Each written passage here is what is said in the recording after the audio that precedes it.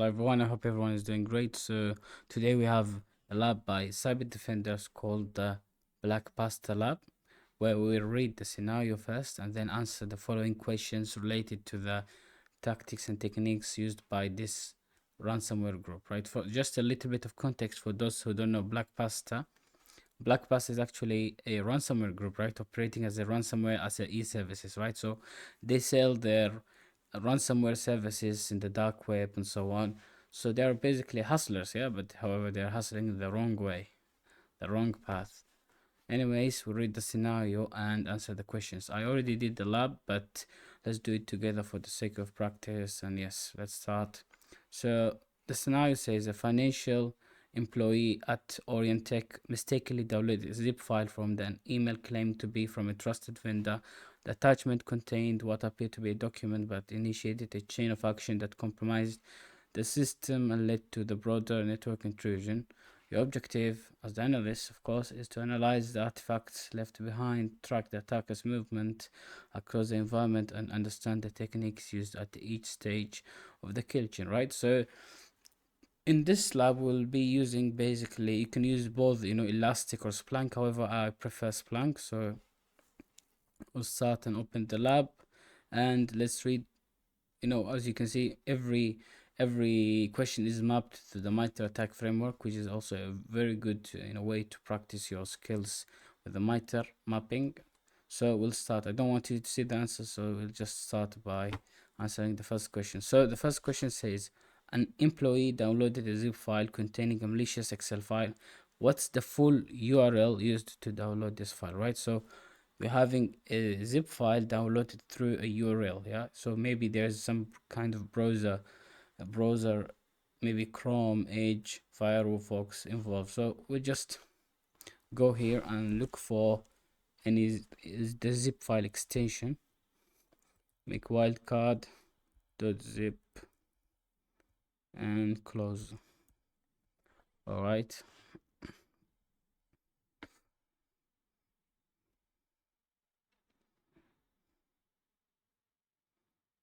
Okay, we have around 1,700 hits.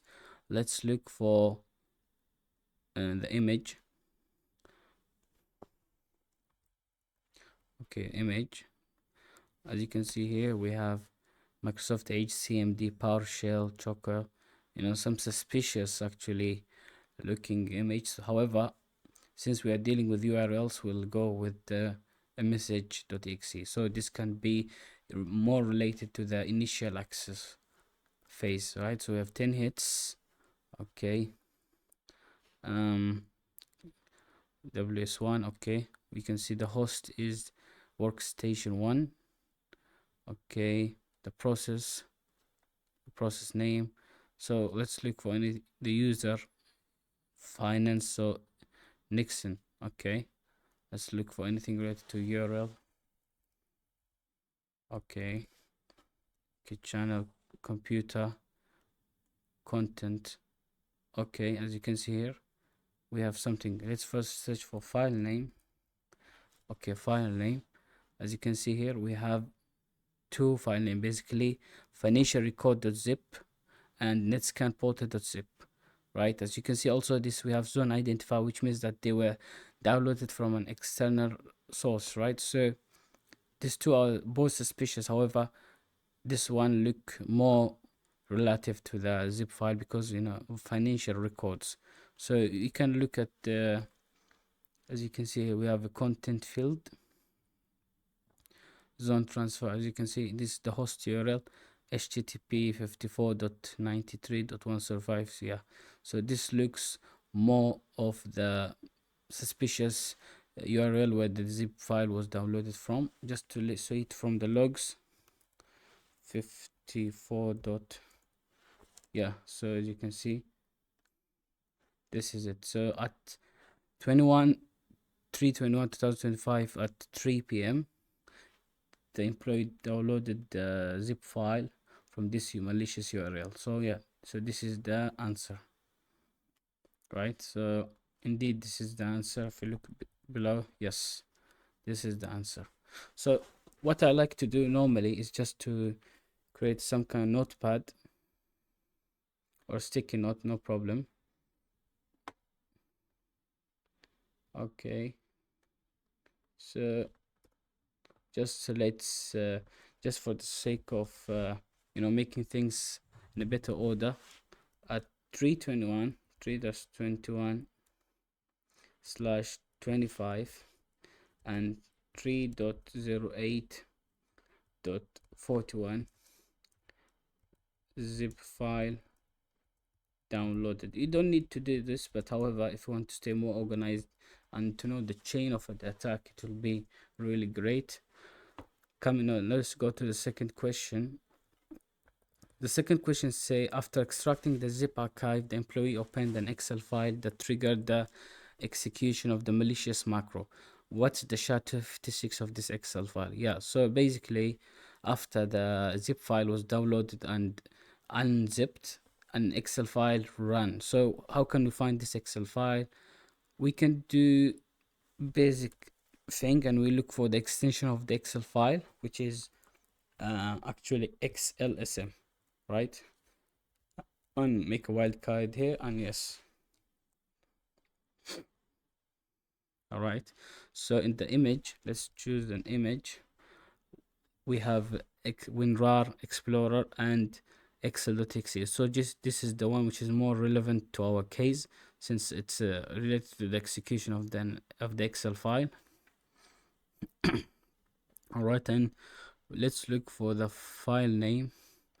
Okay, we have actually 4 files. This one fbtf.xlsm. Okay, financial recall.xlsm. Okay, yeah, so this one looks more interesting because it came a couple of times here, and you can also find it here from zone identifier, which means it was downloaded from the external sources. We have also here SHA, I think some hash information, hash. Okay, hashes. We have SHA-1. Okay, we have also SHA-256. However, we have 3 hashes. One of them must be the answer. However, let's select, for instance, the file name. Let's choose this one firstly and check it. So far, we know that the zip file was downloaded and at 3:08 p.m. right, p.m. So the execution of the Excel file must be maybe after seconds or minutes of this event. So as you can see here, we have 309. Yeah, so this must be the file name. Let's look at the file path also. File path, as you can see, it's on the same user, Nixon, and the suspicious path, which is up data, local package, and so on. So normally, if you find any kind of file in the temp folder, it is an indication of a suspicious activity, because normally legitimate activity do not store their files or executables on this location. However, let's look at the MD5. We're looking for SHA-256. Okay, yeah, SHA-256. So yeah, so this is most probably the answer, 03E7 and so on. So yeah, so this is the answer. All right, so what you can also do here, you can add this to your chain of attack timeline. So at 3:21:25 and 3:09:06 p.m. Excel file execution. All right. Question number 3. What does question number 3 says? Following the execution of the malicious Excel file, an additional file was created to continue the attack. What's the name of this file? Yeah, so first the zip file was executed, and then the Excel file. So another file was executed, right? Following the execution of this, Excel file. So we know that so far the user involved, or the user who is targeted, or the victim, is Nixon, right? So we can narrow down to this user and instead of looking for Excel sheet, they say the file. So we can look for event code 11, which is related to the creation of file. So event code equal to 11. Okay. Okay, we have, oh, we have like, okay, I have to delete this one because we don't know the type of the file. We just say creation of, okay, they'll delete also this one.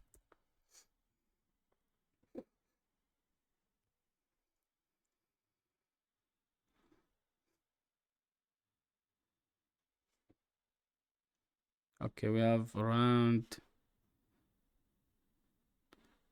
image. Okay, Microsoft Edge. Okay, the file, let's look at the file names.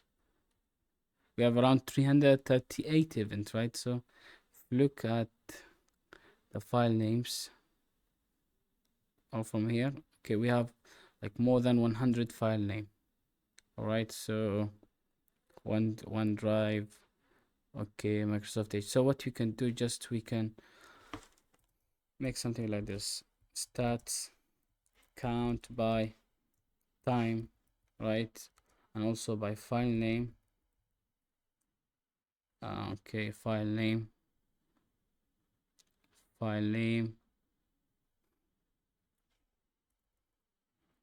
also by file path. Where's the file path? Yeah, this one, you know, because since if it's in the temp folder, then it might be suspicious. User, we already know the user. If there's any process, okay, just yeah, let's run this for the time being. And the first, okay, let's sort the time so that we can know the order.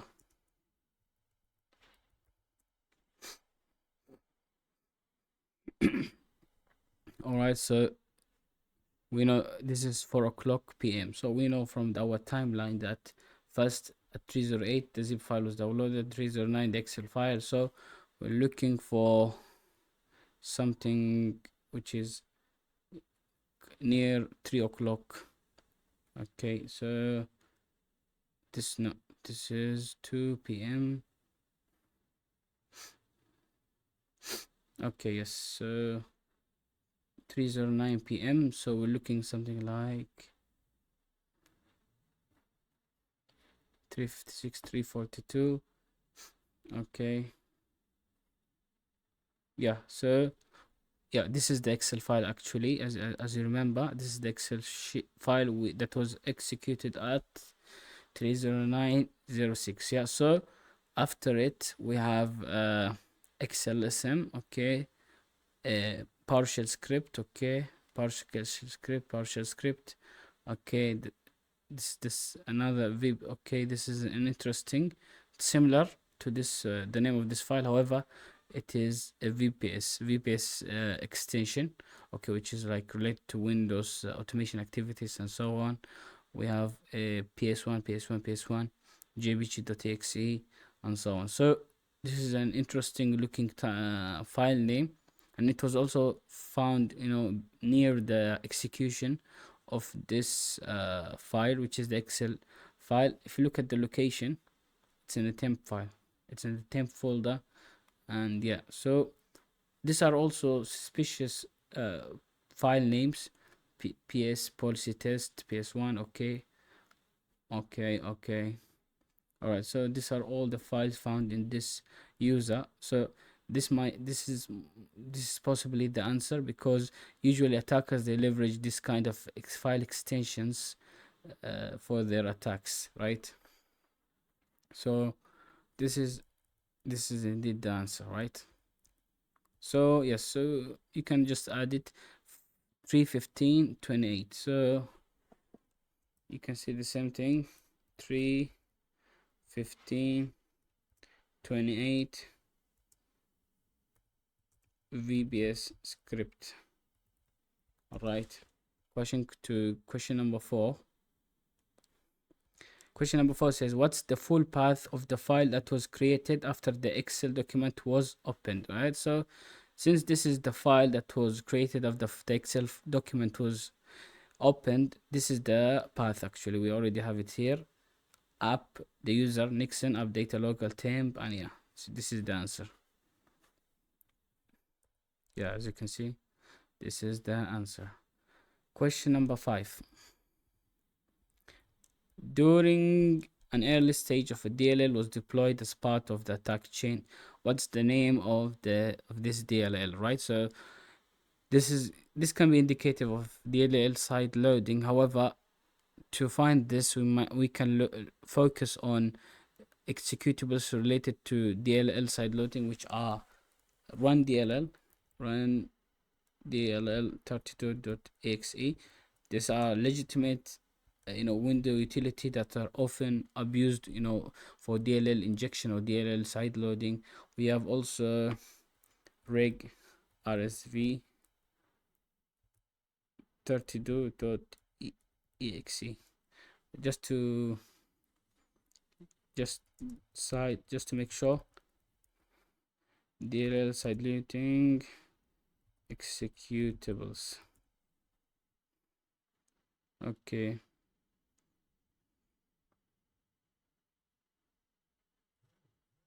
Okay. Run DLL32 or reg. There's an executable called regsver. Okay. Yes, this one. Reg svr32. Reg svr32. Okay. Okay.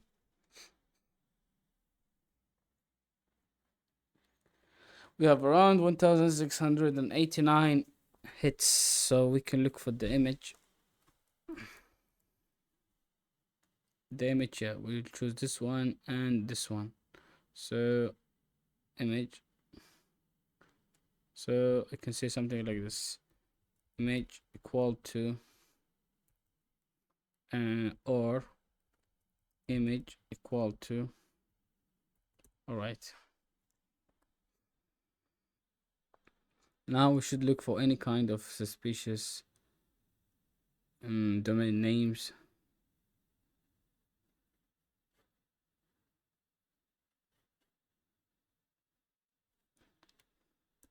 Actually, let's make it like this.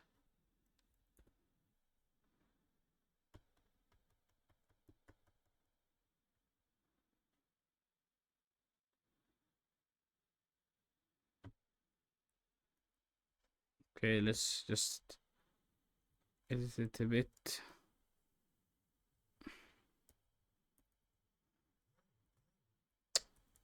Sorry.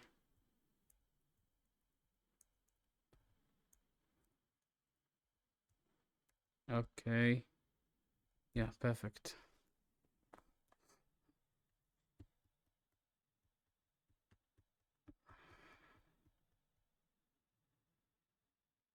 Yes, okay. We got 193 hits. Let's look for, okay, any kind of suspicious file names. Okay, we have temp. We're looking for DLL, right? So let's look for any kind of suspicious process.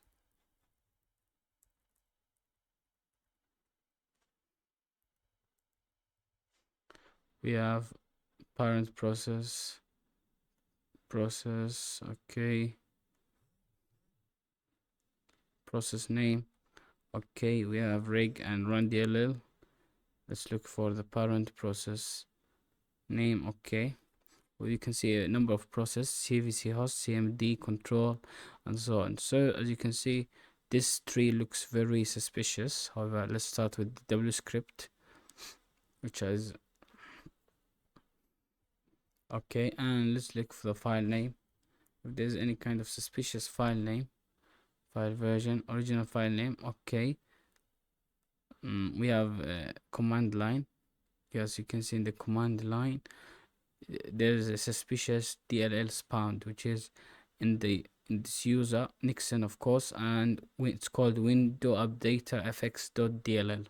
Yeah, so this is probably the answer. So this DLL was executed through this utility, legitimate window utility, reg svr32. Yeah, so this is the answer. Indeed, the answer.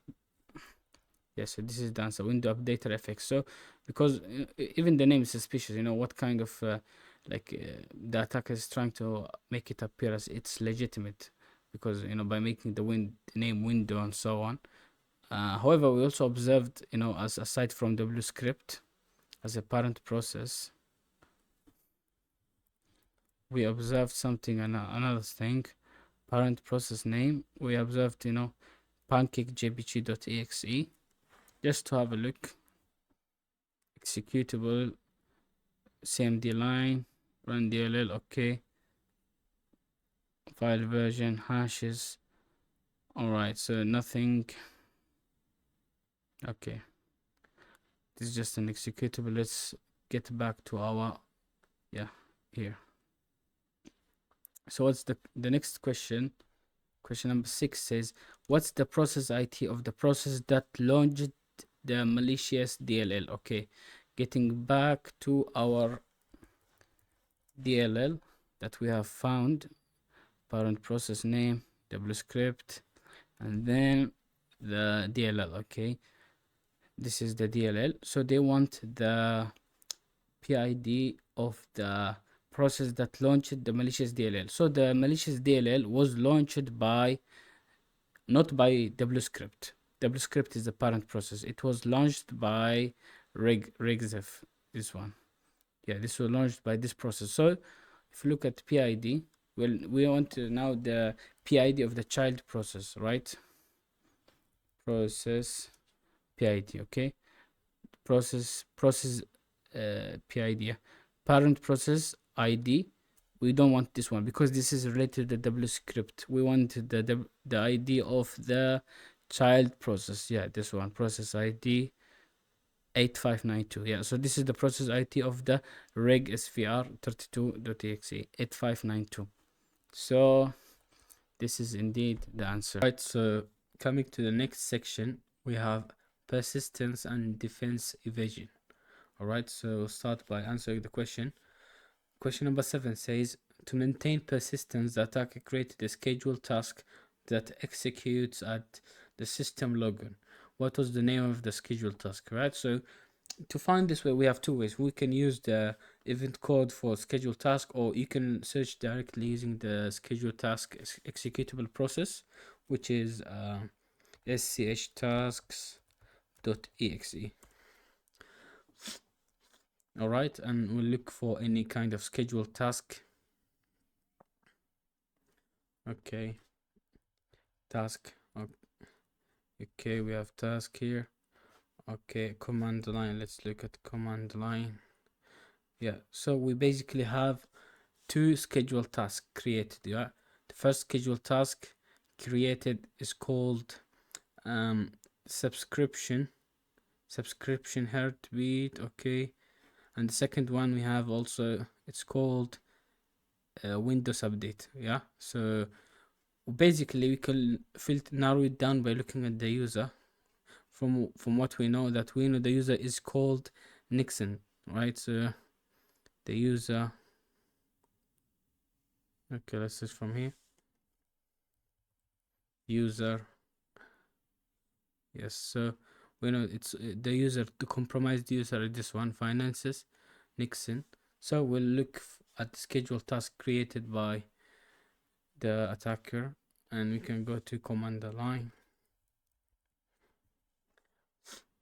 And as you can see here, the scheduled task created is called Windows update. As you can notice, we have two I's, right?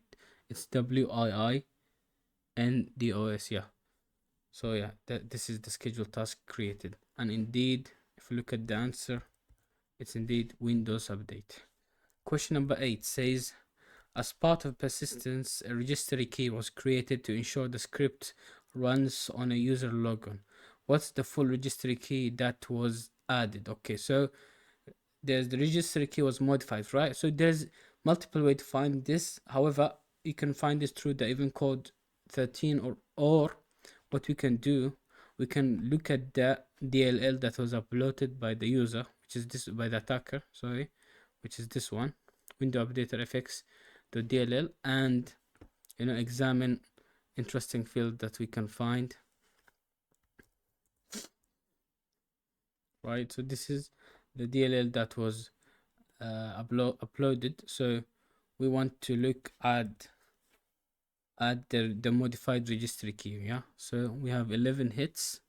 Now we can see app, cmd, regressive with the script, PowerShell.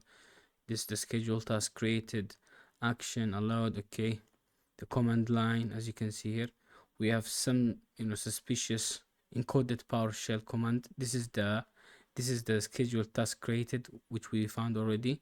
However, our answer might be here, so we have to first decode this base 64 encoded PowerShell commands, right? So we can use sites like Cyberchief, which is really amazing in doing these tasks. Okay, so let's decode the first one, and we might find something related to window registry. All right, so from base 64, okay, we'll delete the first part, the first line. Okay, we can see something, add and preference. Okay, we can, let's say, decode it. Decode. Okay, decode text. Okay, use this one. Okay, yes, so this one, this PowerShell, this script does something like it's exclude app data Microsoft, right? So it's related to like disabling virus, antivirus. So it's not related to the modifying registry key. Let's look at the other one, the second one. Okay, and yes, okay, let's delete the first line, and this one is excluding local app data, also related to, I think, antivirus evasion. Okay, let's look at the third one. Okay, and delete the first line. This one will exclude this path program data Microsoft SSH, which is also related to evasion or Microsoft antivirus evasion. Okay, we have two left here. Let's examine it. All right, so here it's interesting. You can see here new object, WScript shell, regwrite, HKU, software Microsoft Windows current version, run Windows update. Yeah, so this is basically the modified registry key. As you can find, this is our scheduled task that was created, Windows update. So yeah, so this is the modified registry key, which is put for persistence. Yeah, so this is the answer. We found it through one of the decoding one of the PowerShell scripts. All right, PowerShell commands. So yeah, this is indeed the answer. So question number 9. Sorry. To evade detection, the attacker excluded 3 directories from the window defender. What are the full path of the excluded directories? So we have already found this, as you can, if you saw that, by decoding this scripts, this PowerShell commands, we found the first one, which is this one. The first path, the first excluded path is this one, and the second one was this one. Okay, this is used for defense evasion, the local app data, and the third one you can find it. Okay, decode this one just to save time. So these are the excluded paths, as you can see. Sorry, yeah, so these are the excluded paths. So now we go to the next section, which is command and control, right? So here it says to establish, question number 10 says to establish communication with the remote server, a beacon file was dropped on a system what was the name of the dropped beacon file, right? So we already know that we have a DLL. Was the dropped DLL. However, there's a new beacon file dropped, right? So if we examine, this is the dropped DLL. So if we go to the command line, we already decoded most of these. All right, let's decode this one. Maybe we might find something related to the beacon file. Okay, this is the defense evasion. Okay, let's try this one.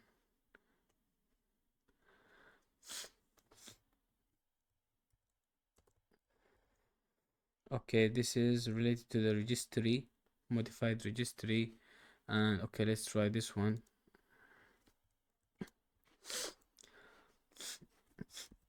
All right, so here it says start process environment local data amp. Yeah, so there's a beacon file. This is the beacon file dropped in the temp folder in the local app data, right? So as you can see, the extension is first jpg and then exe, right? So why do attackers do this? Is that normally to camouflage or trick the users or trick the systems. You know, they will add a jpg here so that you think it's just an image file. However, it's an executable, right? So this is the answer. This is the dropped beacon file. So yeah, indeed, this is the dropped beacon file. Okay, question number sorry question number 11. It says the beacon was used to communicate with the attacker's C2 infrastructure. What's the IP address used for the C2 communication, right? So what we can do, we can take the beacon file and look for it here.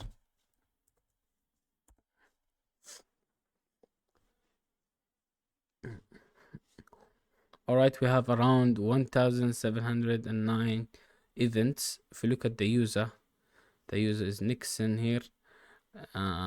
Okay, we can look for, since it's a C2 and the question is related to he's asking for the C2 IP, we can look for the destination IP and port. Destination, as you can see, destination address is 54 dot sorry is 54.93.105.22. so this is the destination IP and the destination port is 80, right? So this is the destination IP. So for those who don't know, this IP was also found in the zip file we downloaded, I believe, at the beginning, or is it a different one? Yeah, it's the same. It's the same IP. All right, yes. So this is the destination IP or the command and control server. All right, so if you look at the answer, yes, this is the answer. So moving on to the next section, we have lateral movement. Okay, so here it says to move, question number 12 says to move laterally across the network, the attacker deployed a remote execution tool. Okay, what tool was used by an attacker to run commands remotely on the other systems? All right, so from the beacon file we have here, we can examine because cmd jpg. Okay, we can examine the command lines and look for any command line. The parent command line, of course, is jpg, and the beacon file, and look for any commands related to a tool used by attacker to run commands remotely. Okay, these are the command lines. As you can see, this is just the directory here. Who am I? Okay, bits net scan. Okay, suspicious. We have interesting psexec.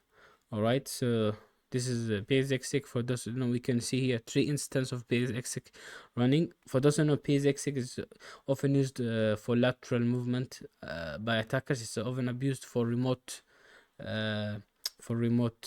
execution. So what we can do, we can look for psexec 64. So psexec 64 dot exe. Just you can Google to write. So it says lightweight telnet replacements let you execute process on other systems completely with full interactive console application without having to install client software. Yeah, so as you can see, it helps us to execute commands remotely. So based on the command lines we have here, the most obvious answer is psxx64.exe. Right, and the answer is indeed psxx64.exe. Question number 13 says a depreciated Windows utility, command utility, was used to download malicious file. What tool was used to do this task? Yeah, so also examining the command lines. Okay, so let's do it something else. Let's do something like this. You can say stats count by the time, host, command line. Where's the command line? Okay, we'll add the command line just to have a better visibility, right? What else? Process name, process path, okay, and the user. If you have a user with the big U. All right. So, all right. So, what did the question say? A depreciated Windows utility command line. Okay, so it's a legitimate Windows utility that's no longer used by Windows, a bit outdated, used to download malicious files. So, okay, let's sort the time. First, sort time. Okay, so starting from down, we have here netscan.zip. Okay, we have here bitscan. We can have, as you can see here, bits admin transfer. So it's trying to download from a website which is related to GitHub content. Okay, so yeah, so as you can see, this is the utility used by the attacker. It's called bits admin. Bits admin, for those who don't know, is related to file transfers and so on. It's a little outdated. If we look at another, maybe if we found another command layer, we have also here another command related to bits admin. So it's trying to transfer or install malware from this website, www.softsperfect.downloadfilenetscanportal.zip. All right, so this is most probably the utility. If you want to look for it on Google, just for checking, bits admin. Yeah, so it says command line tool used to create, download, or upload jobs and monitor their progress. Yeah, so this is the utility that's abused by the attacker, bits admin. Question number 14 says to download files on DC01, domain controller 01, the attacker used a legitimate command line tool. Which tool was used to download files into the machine? Okay, we have, so what we can do, we can make it first verbose, and we can filter by the user. Sorry, by the host. I think this is DC01. Yeah, so, and here we'll examine the command lines.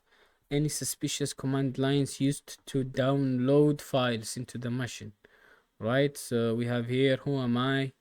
Not interesting. S white, user S white. Okay, you can see S white here. It says download. Okay, temp clone, rclone. Okay, rclone. We have a tool called rclone here. I don't think it's related. We have rclone. We have also a curl. Yeah, curl, as you can see, is using curl to download this. Yeah, so this is the malicious executable trying to download this file from this URL using the curl utility, yeah, through the web. Yeah, so this is the utility used. And if you want to look for it, curl how to use install. So it's a tool transferring data from the server using URLs and so on. Yeah, so this is the abused tool or utility. It's called curl. Indeed, it's the answer. Question number 15. The attacker scanned the internal network to discover additional targets. What's the full command that was executed for network discovery? Okay, so I believe we found something related to this before. Okay, if we examine the command lines, the command line PSX was used for lateral movement. We have here netscan. As you can see, netscan is used to scan, as you can see, you can look for it here. Let's scan.exe.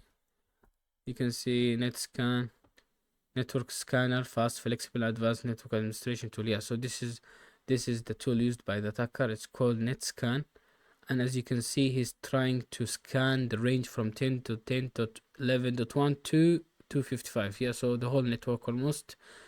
Yes, and yeah, it's in the temp folder. Yeah, so it's netscan.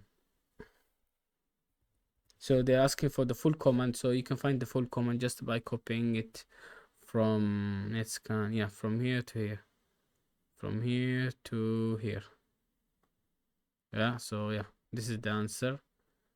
Netscan hide range dot exe.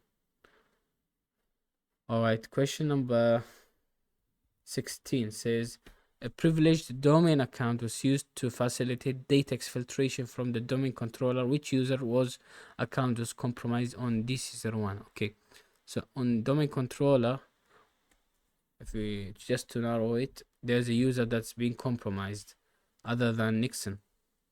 Okay, the user here is authority system. Authority system, as you can see here, the user here is authority system. This is the compromised user, authority system. You can see these are all the command lines run by the user. So yeah. Oh, they say it's S white. Okay, S white, S white, S white. So this means that we have another user. Wait. Target user, parent user, source user, user. All right, so basically if you examine maybe the yeah, as you can see here, if you examine the path, we have users S white, up local temp. Yeah, so this is one of the compromised user that was this was executed through the administrator or the authority system. Yeah, so however, if you look at the command lines, there seems only one user, S white, and we are now in DC01. Oh, yeah, DC01. So yeah, the user is indeed S white. S white, yeah. Okay, question number 17. All right, so we are done. All right, now we'll go to the last two sections, which is impact and exfiltration. So impact, question number 17 says, wait. Towards the end of the attack, ransomware payload was deployed to encrypt files across the system. Yeah, which is obvious because it's a ransomware.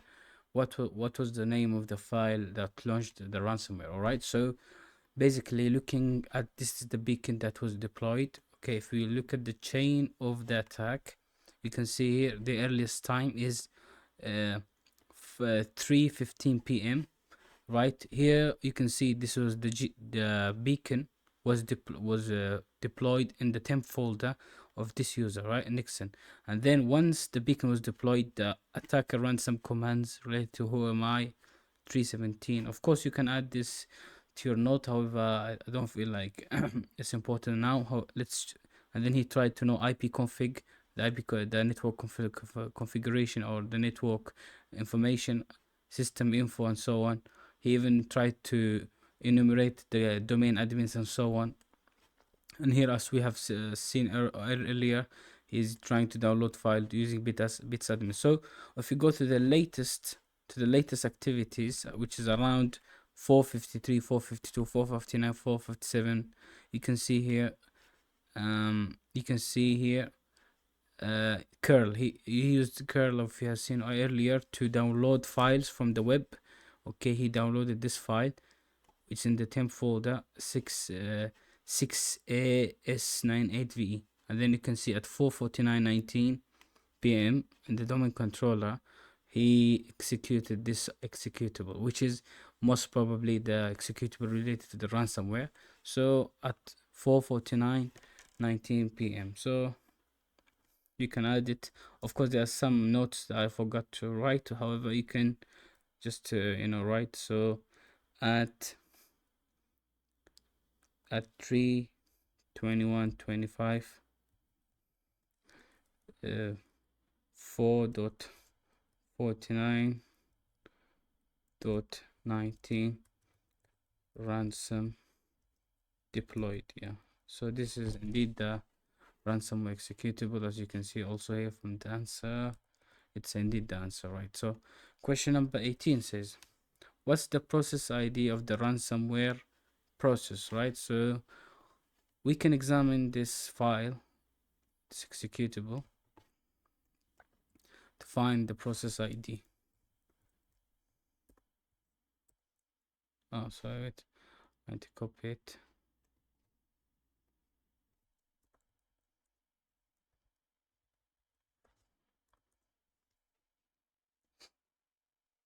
All right, we have around 234 hits. If you look at the process, just okay, these are the command lines, but let's look at the we're looking for what? Sorry, they're asking for the process ID. Okay, let's look at the process first, the parent process. The parent process name is okay, CMD. All right, and process. All right, this is the executable. So they want the PID. Let's look at the child process name. The child, this is the child process. Okay, so they want the PID. Also process. Okay, process ID. This is 3264. This is the ID of the parent process, and this one we have actually more than one process. However, okay, so what we can do here is just let's choose this one, process. Okay, and look at the process ID. So we have 5792, and here we have 3264. So most probably the process related to the executable is 5792, right? Yeah, 5792. And if you look here, the answer is indeed 5792. Question number 19. Question number 19 says the ransomware executed a command to remove shadow copies to prevent system recovery. Which user account executed this command? Yeah, so we can look at the command line. You can just to make things more visible. And I like to do this. Stats count by. We can count by command line. Okay. What else? User. Okay, we can add this just user, time, and host, and just make this, remove this process, and yes. So they're asking for what the user. Okay, the ransomware executed a command to remove shadow copies. Okay, all right, so we have to look firstly for commands related to removing shadow copies. Okay, so at 447, 449. Okay, here the curl one. Okay, which is we already looked at it. Here the ransomware deployed ransomware. Yeah, there's something interesting here, as you can see. VC admin x delete shadows, right? So yeah, so the utility used by the attacker is called vcadmin.exe. However, they're asking for the user. Yeah, the user account is anti-authority system. So this is the user. So he got high privilege and executed this command. So if you look at the user, it's indeed anti-authority system. Question number 20 said, to inhibit system recovery, the attacker issued a command to delete shadow copies. Which system utility was used to carry out this action? We already found it, which is vsadmin.exe. If you want to look at or search out it on Google, just to have some better idea. So vsadmin is a safe process that belongs to Microsoft. It's used for volume for shadow copy and services should be located on here. Yeah, it should be located on the system32 folder. However, in this case, it's like it's yeah, in a suspicious folder and so on. You can see all quiet and so on. Okay. Question number 20. Yeah, it's VS admin. Question number 21 says the successful encryption, the ransomware altered the affected file. What file extension was appended to the encryption file? Yeah, so normally when ransomware is deployed, all the file will be encrypted, yeah, and there's a special encryption. It depends on the attacker and so on, or depends on the ransom. But however, as you remember, this is the beacon file. This is the host DC01. If you look at the command lines, we observed a user that was compromised, yeah, which is S White, who was compromised in the DC01.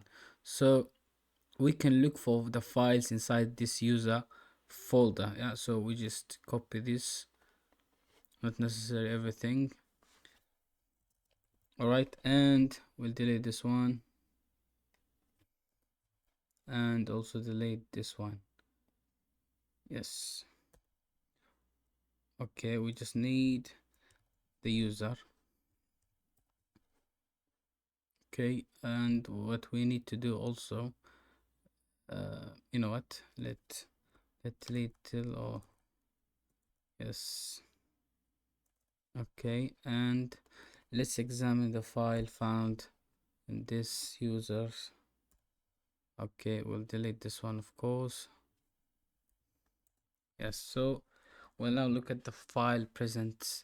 We have like 1000 event. If you look at the file name, okay, there's a lot of txt files and so on. You know what, let's return to the temp, the command lines.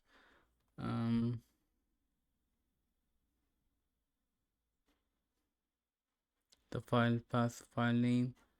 Okay, so we can make stats count by time and the file name.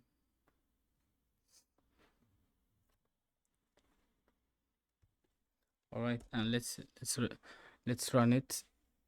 All right, as you can see, there's a lot of TMP extension, TMP lock that link, right? So, but however, you know, I think there's something more interesting. ms. Okay, we have rclone readme. All right, so which is an interesting indication of ransomware. Yes, so we have also here interesting extension which is called Basta. Yeah, Basta is the, you know, since it's the ransomware group name Black Pasta, so this is most likely the extension they used for, you know, for their ransom. So we can look for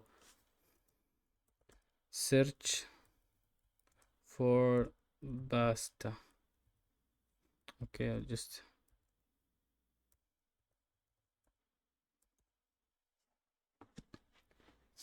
yes, as you can see, Basta, Black Pasta. Okay. Okay, as you can see, it was found in this user sy directory, so most likely it is this one, Basta. All right, dot pasta. All right, let's go to the final section, which is exfiltration and the data theft. So to prepare data for exfiltration, the attacker achieved sensitive information into a compressed folder. What's the name of the compressed folder? Yeah, so we already know this is the user that was compromised on the domain controller. So we can look for command lines, suspicious command lines and so on. Okay, as you can see, so we have 34 command lines. Just to make things easier for us, stats count by time, command line, right, and let's sort the time. So they're asking for a zip file. Oh, I don't want you to see the answer. That's the name of the compromised file. Compressed file. Okay, compressed file. Okay, so basically, let's start from here. for 4:17 p.m. Okay, we have some nothing interesting here. Find str, delete me. Okay, this is, as you can see here, he used our clone. Yes, used our clone here. Download our clone. He downloaded our clone from the website. Okay. Okay, if you want to know what's our clone, just to look into it. Our clone. Our clone is a versatile tool to sync, backup, restore, migrate, mount, analyze files on the cloud storage. Okay. Our clone sync executable. Okay, so it's related to, command line tool for managing file across cloud storage. Okay, it's a legitimate utility, however, or legitimate application, but the user is abusing it. The attacker is abusing it. Okay, as you can see here, our clone Windows AMD zip, right? Okay, CMD. Okay, as you can see here, he used PowerShell to compress archive client destination, and this user used our clone, and the name of the zip file is called data.zip force. This was at 4:41 p.m. Okay, if you go here also, you can see data.zip PowerShell compress archive. He's compressing it, right? The destination is this, the compromised user from the DC domain controller, and yeah, so this is basically the name of the file he compressed, where he collected or gathered all the information, and he stored it in this zip file. Yeah, so it's indeed the answer. And then question number 23 said, to transmit the stolen data, the attacker utilized the third-party exfiltration tool. What tool was used to exfiltrate the compressed file? We already found it, as you can see, rclone, right? Rclone is used to migrate, mount, analyze, and so on. So even from the command lines, if you may have seen it, so here, rclone. Yes, wait. Yeah, he downloaded first rclone, right, to this path, and then he executed it and used it. As you can see, rclone, destination path, this one, and he already, like, this after this is the data zip, and here he used rclone, okay, to compress it. Okay, so rclone is the utility he used. The final question says, the attacker uploaded the stolen data to a cloud-based service. What's the name of the cloud platform used for data exfiltration? All right, so if you go to the most recent logs here, as you can see here, it was start 2:17. However, here we have around 4 p.m. right? As you can see here, after he compressed the file, yeah, all the files into the data.zip, he used rclone copy data command to mega. Yes, mega data, rclone copy data, mega data. Right, so he used mega utility, so for mega platform, cloud platform. And of course, mega, it's mega, it's well known cloud storage, right? So yes, so this is indeed the answer. After he stole, as you can see, mega data. Okay, this is just curl delete. He's trying to delete all the remove item recursive. After that, after he exfiltrated all the zip file and the information, he just trying to cover the his traces. So he's just removing items, recurse force, remove item, and so on. So yeah, so that was the end of the lab. This answer is mega. Hope you enjoyed the lab. See you in the next